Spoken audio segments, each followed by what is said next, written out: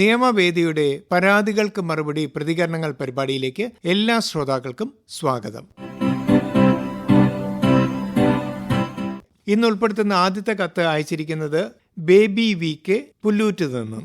ഞാനൊരു കയർ തൊഴിലാളിയായിരുന്നു. 2017 എനിക്ക് 60 വയസ്സ് തികഞ്ഞു. ക്ഷേമനിധി തുക അടച്ചു തീർക്കുകയും ചെയ്തു. തുടർന്ന് ഡിസംബർ 1 ക്ഷേമനിധി തുക ലഭിക്കാനുള്ള അപേക്ഷ വെച്ചിരുന്നു. എന്നാൽ ഇതുവരെ എന്റെ ക്ഷേമനിധി തുകയും വിരമിക്കൽ ആനുകൂല്യവും ലഭിച്ചിട്ടില്ല. പലതവണ അന്വേഷിച്ചുവെങ്കിലും ഫണ്ടില്ല എന്ന മറുപടി മാത്രമാണ് ലഭിക്കുന്നത്. ഞാൻ ആരുമില്ലാതെ ഒറ്റയ്ക്ക് താമസിക്കുന്ന ഒരു സ്ത്രീയാണ്. 67 വയസ്സായി. ആശ്രയത്തിനും ആരും തന്നെയില്ല. കൂടെ കുറെ അസുഖങ്ങളുമുണ്ട്.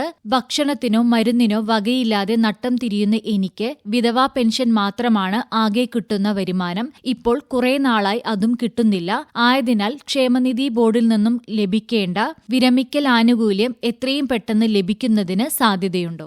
ഈ പരാതിയിൽ പറഞ്ഞിരിക്കുന്ന കാര്യം നിയമവേദി കേരള കയർ തൊഴിലാളി ക്ഷേമനിധി board Ernakulam north Paravur regional ഓഫീസിലെ റീജിയണൽ ഓഫീസർ ഇൻചാർജായ KP ഗോപാലകൃഷ്ണന്റെ ശ്രദ്ധയിൽപ്പെടുത്തി. അദ്ദേഹം ഇക്കാര്യം പരിശോധിച്ച ശേഷം നൽകിയ മറുപടി ഇപ്രകാരമാണ്. പരാതിക്കാരിയായ ബേബി വിക്ക് 60 വയസ്സ് തികഞ്ഞത് 2017 2017 ഡിസംബർ 1 വിരമിക്കൽ ആനുകൂല്യത്തിനുള്ള അപേക്ഷയും അവർ സമർപ്പിച്ചിട്ടുണ്ട്. നിലവിൽ പരാതിക്കാരിക്ക് വിധവാ പെൻഷൻ ലഭിക്കുന്നുണ്ട് എന്നാണ് കത്തിൽ നിന്ന് മനസ്സിലാകുന്നത്. കയർ ക്ഷേമനിധി പെൻഷൻ മാത്രം കൈപ്പറ്റുന്നവർ വിരമിക്കൽ ആനുകൂല്യത്തിന് അപേക്ഷ സമർപ്പിച്ചവരിൽ 2020 മാർച്ച് മാസം വരെയാണ് ആനുകൂല്യം ഇതുവരെ നൽകിയിട്ടുള്ളത്.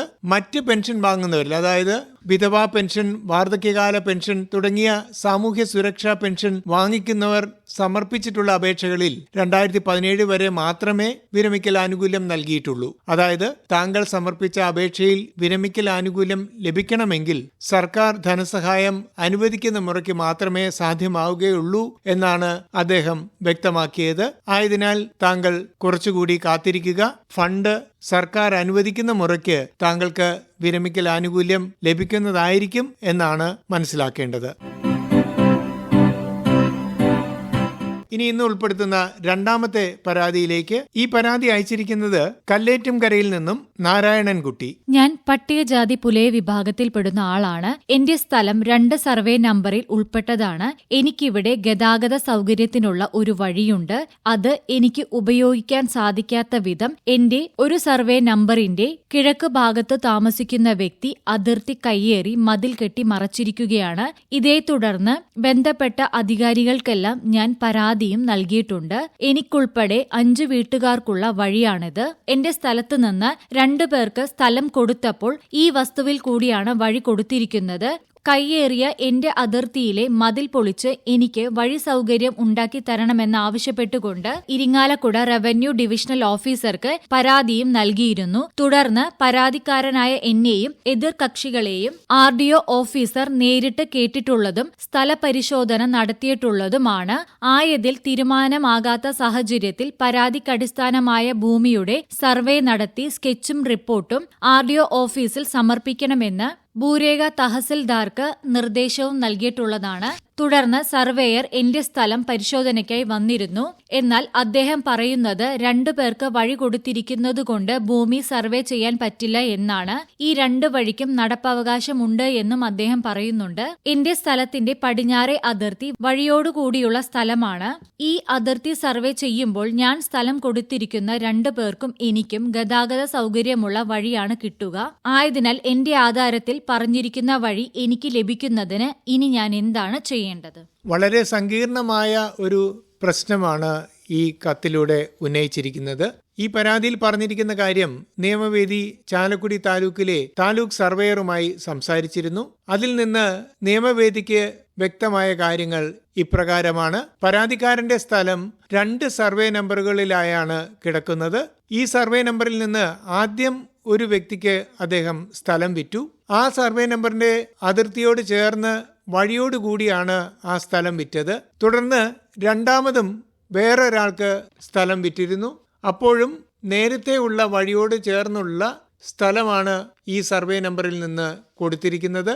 അങ്ങനെ നോക്കുമ്പോൾ ഈ പരാതിക്കാരന്റെ സ്ഥലം സർവേ ബൗണ്ടറിയിൽ വരുന്നില്ല എന്ന് വേണം കണക്കാക്കാൻ. കൂടാതെ മറ്റൊരു കാര്യം, നിലവിൽ ആ വില്ലേജിൽ റീസർവേ നടന്നിട്ടില്ല. പണ്ടത്തെ സ്കെച്ച് വെച്ചാണ് ഇപ്പോഴും ഇക്കാര്യങ്ങൾ പരിശോധിച്ചത്.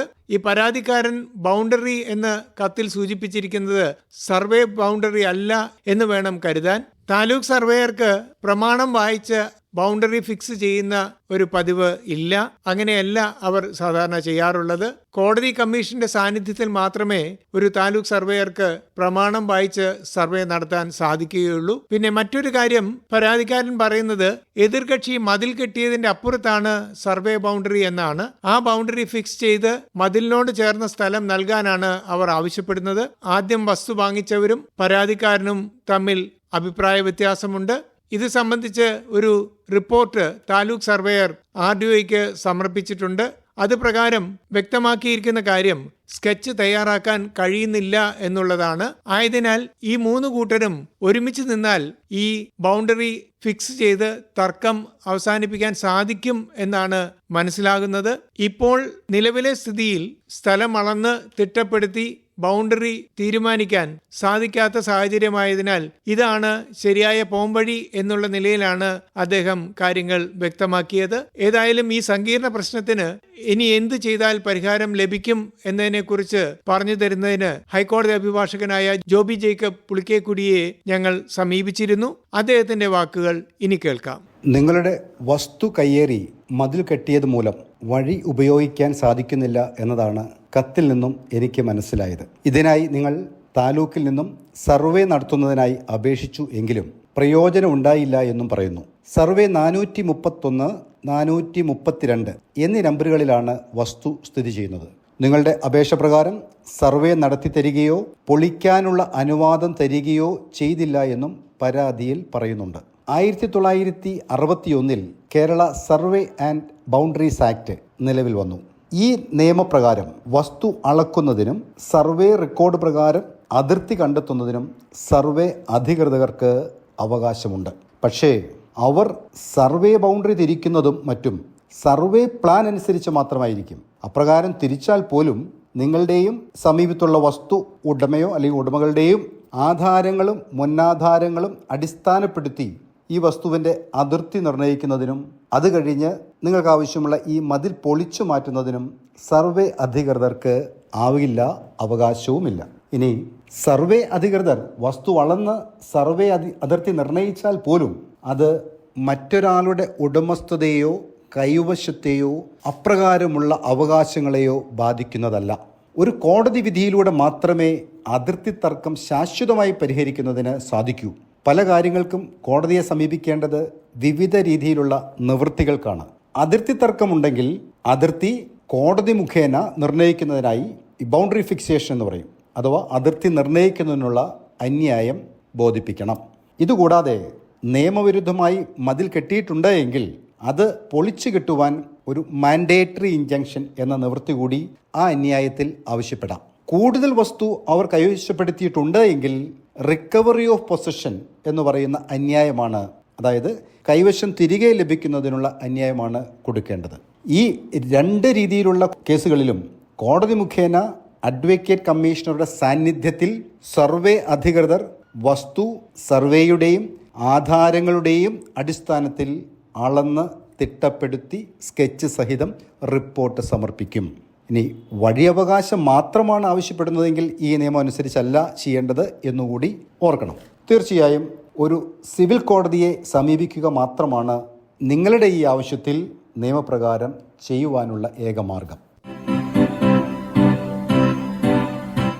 ഇനി ഇന്ന് ഉൾപ്പെടുത്തുന്ന 3ാമത്തെ പരാതിയിലേക്ക്. ഇത് അയച്ചിരിക്കുന്നത് പേരും സ്ഥലവും വെളിപ്പെടുത്താൻ ആഗ്രഹിക്കാത്ത ഒരു ശ്രോതാവാണ്. 2 കാര്യങ്ങളെക്കുറിച്ചുള്ള പരാതിയാണ് കത്തിൽ എഴുതിയിരിക്കുന്നത്. എന്റെ ഭർത്താവ് 2017 മാർച്ച് 12-ാം തീയതി മരണപ്പെട്ടു. ഞാൻ കാറളം വില്ലേജിൽ ഭർത്താവ് മരിച്ചവർക്കുള്ള ധനസഹായത്തിന് അപേക്ഷ വെച്ചിരുന്നു. വില്ലേജിൽ അന്വേഷിച്ചപ്പോൾ എന്റെ അപേക്ഷ താലൂക്കിൽ കൊടുത്തിട്ടുണ്ട് എന്നാണ് അറിയാൻ കഴിഞ്ഞത്. എന്നാൽ നാളിതുവരെയായിട്ടും ധനസഹായം ലഭിച്ചിട്ടില്ല. ആയതിനാൽ ധനസഹായം ലഭിക്കുന്നതിന് കാലതാമസം കാലതാമസം ഉണ്ടാവുമോ? രണ്ടാമത്തെ പരാതി ഇപ്രകാരമാണ്.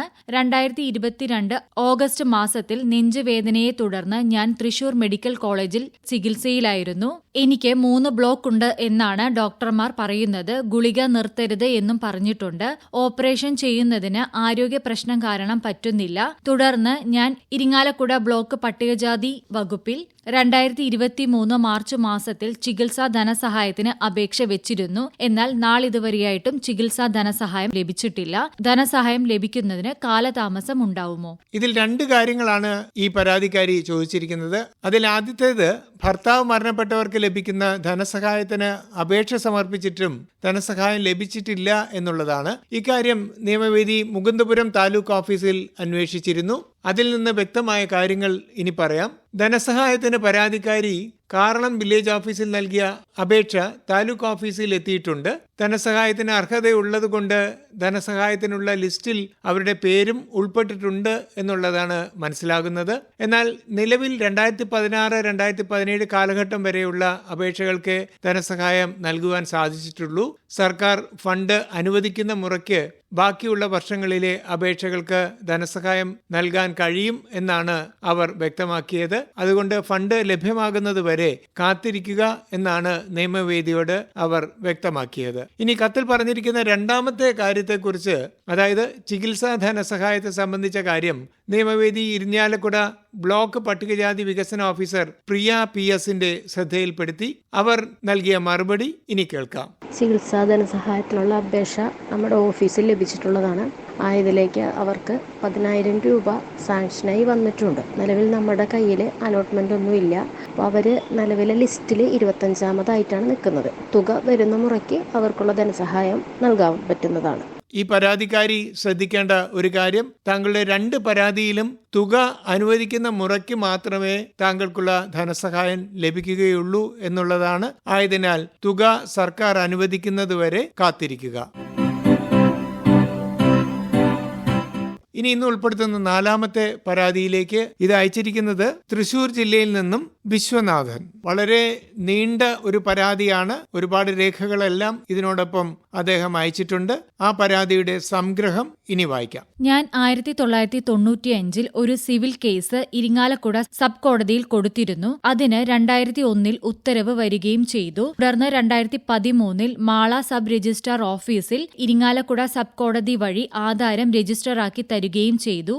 എന്നാൽ ഈ ആധാരത്തിൽ കരാറിനും വിധിക്കും വിരുദ്ധമായി ഒരുപാട് തെറ്റുകൾ ഉള്ളതിനാൽ അത് തിരുത്തി കിട്ടുന്നതിന് വേണ്ടി ഇരിങ്ങാലക്കുട സബ് കോടതി മുമ്പാകെ ഒരു ഹർജി ബോധിപ്പിക്കുകയും ചെയ്തു.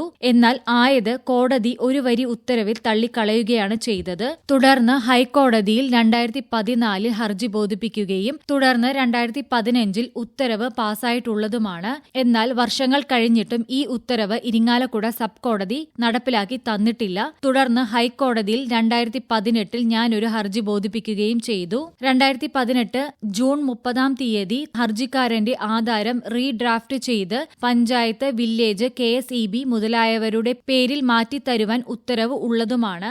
എന്നാൽ ഇരിങ്ങാലക്കുട അഡീഷണൽ സബ് കോടതി എതിർകക്ഷിയുടെയും ഹർജിക്കാരനായ എന്റെയും വാദം കേൾക്കുകയും ഹൈക്കോടതി ഉത്തരവിനെ മറികടന്ന് ഹർജിക്കാരനായ എന്നോട് തെറ്റുതിരുത്തൽ ആധാരം തയ്യാറാക്കാൻ നിർദ്ദേശിക്കുകയും ചെയ്തതിന്റെ അടിസ്ഥാനത്തിൽ ശരിയായ രീതിയിൽ തെറ്റുതിരുത്തൽ ആധാരം തയ്യാറാക്കി നൽകിയിട്ടുള്ളതുമാണ്. എന്നാൽ ഹർജിക്കാരനായ എന്റെ ഭാഗത്തു നിന്നുള്ള ഡ്രാഫ്റ്റ് സ്വീകരിക്കാതെ തെറ്റായ രീതിയിൽ റെക്ടിഫിക്കേഷൻ ഡീഡ് ഓഫീസിൽ തയ്യാറാക്കുകയും ചെയ്തു. തയ്യാറാക്കിയതിൽ തെറ്റുണ്ട് എന്ന് പറഞ്ഞുകൊണ്ട് കോടതി മടക്കി അയക്കുകയും ചെയ്തു. ഇതേക്കുറിച്ച് വീണ്ടും ഞാൻ സബ് കോടതിയിൽ അന്വേഷിച്ചപ്പോൾ മാള സബ് രജിസ്ട്രാർ ഓഫീസർ ആവശ്യപ്പെട്ട പ്രകാരം ചെയ്തു തരുന്ന സമയം തെറ്റുതിരുത്തുന്ന ആധാരം രജിസ്റ്ററാക്കി തരാമെന്നാണ് കോടതിയിൽ നിന്നും അറിയുവാൻ കഴിഞ്ഞത്. ആയതിനാൽ എന്റെ ആധാരത്തിൽ വന്നിരിക്കുന്ന തെറ്റ് തിരുത്തുന്നതിന് ഞാൻ ഇനി എന്ത് നടപടിയാണ് സ്വീകരിക്കേണ്ടത്? ഈ സങ്കീർണമായ നിയമപ്രശ്നത്തിന് ഒരു ഉപദേശത്തിനായി ഞങ്ങൾ സമീപിച്ചിട്ടുള്ളത് ഹൈക്കോടതി അഭിഭാഷകനായ അനിൽ ജോർജിനെയാണ്. അദ്ദേഹം നൽകുന്ന മറുപടി ഇനി കേൾക്കാം. 2001 സബ് കോടതിയിൽ നിന്നും ഉത്തരവായിട്ടുള്ള ഒരു ജഡ്ജിമെന്റ് നടപ്പാക്കുന്നത് സംബന്ധിച്ചിട്ടുള്ള ഒരു തർക്കമാണ് ഈ പരാതിയുടെ ആധാരം. എന്നാൽ ഈ വിധിയുടെയോ അല്ലെങ്കിൽ വിധി നടത്തിൻ്റെയോ പകർപ്പ് കാണാതെ ഈ പരാതിക്ക് ഒരു പരിഹാരം നിർദ്ദേശിക്കുക സാധ്യമല്ല.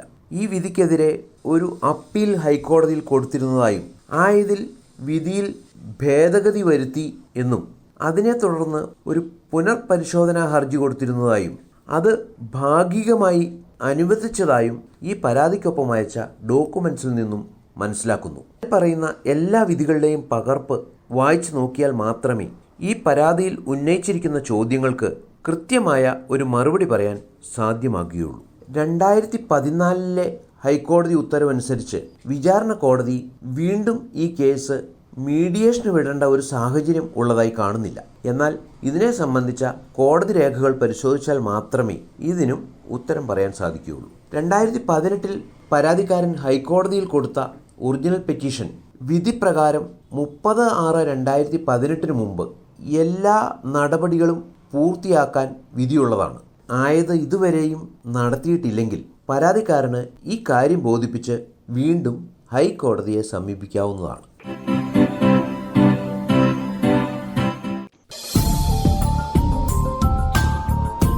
നിയമവേദിയുടെ പരാതികൾക്കു മറുപടി പ്രതികരണങ്ങൾ ഇവിടെ സമാപിക്കുകയാണ്. നിർവഹണം TP രാജേഷ്. സഹായം നീതി MS. നിയമവേദി അവതരണം ആകാശവാണി കൊച്ചി FM 102.3. നിയമവേദിയിലേക്ക് പരാതികൾ അയക്കുന്ന ശ്രോതാക്കൾ അവരുടെ പേരും മേൽവിലാസവും ഫോൺ നമ്പരും നിർബന്ധമായും വെക്കേണ്ടതാണ്. വിശദ വിവരങ്ങൾ രേഖപ്പെടുത്താത്ത പരാതികൾ നിയമവേദിയിൽ പരിഗണിക്കുന്നതല്ല.